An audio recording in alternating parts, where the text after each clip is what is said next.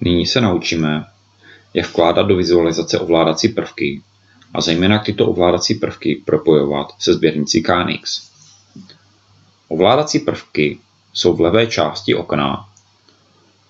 Zde si můžeme volit, jaké je cílové zařízení a podle toho se nám lehce změní výběr ovládacích prvků, které máme k dispozici. V této části si můžeme vybrat mezi vybírací a kreslící šipkou. Kreslící šipka nám umožňuje nakreslit ovládací prvek, takzvaný button.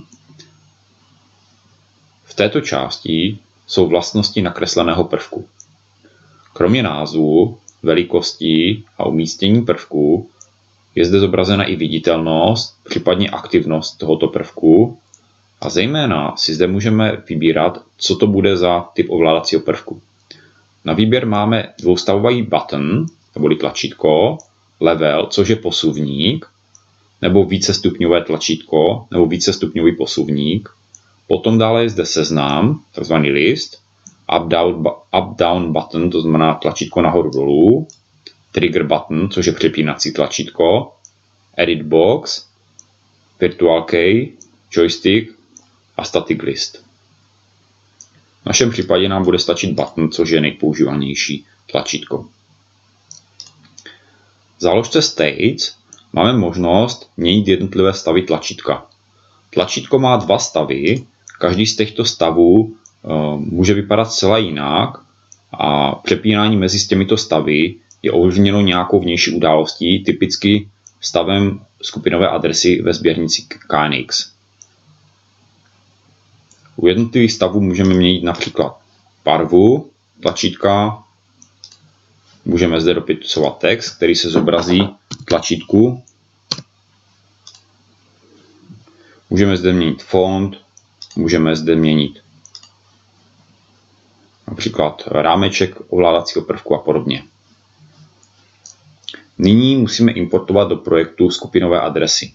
Nejjednodušším způsobem, jak to docílit, je importovat celý ETS projekt, ve kterém jsou skupinové adresy zadány.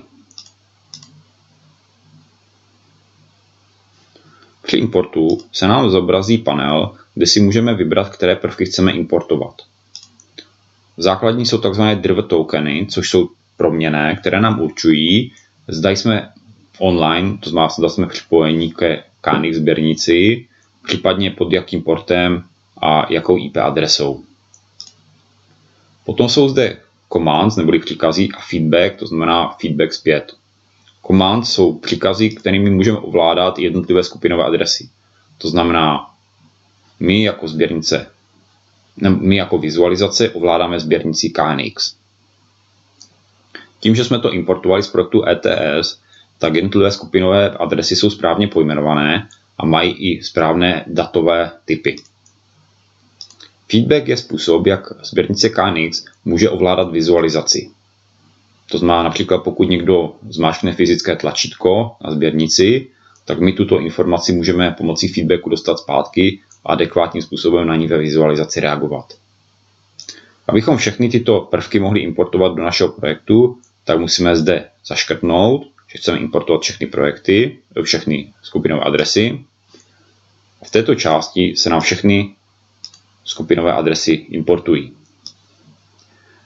Nyní musíme docílit toho, abychom propojili některou skupinovou adresu, například svítidlo 1, s tímto tlačítkem. Docílíme toho tím, že se překlikneme na možnost programování tlačítka, kde jsou jednotlivé stavy, kterými můžeme tuto informaci o požadovaném změně ve sběrnici KNX vyvolat. Máme tady Relations, Press, Release, Hold a Move. Nejdůležitější press, to znamená při zmáčknutí tlačítka, dojde k vyslání příkazu.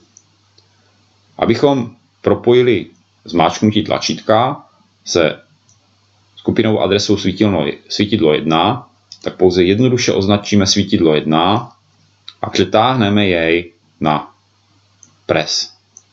Zobrazí se nám dialogové menu, kde si můžeme vybrat, že v situaci, kdy zmáčkneme tlačítko, do sběrnice KNX bude vyslána hodnota 0.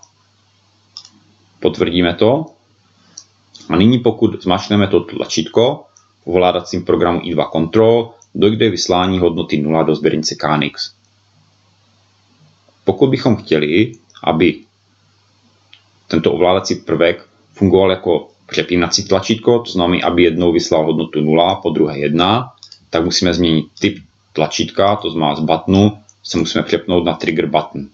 Nyní již bude vysílat hodnotu poprvé 0 a po druhé 1.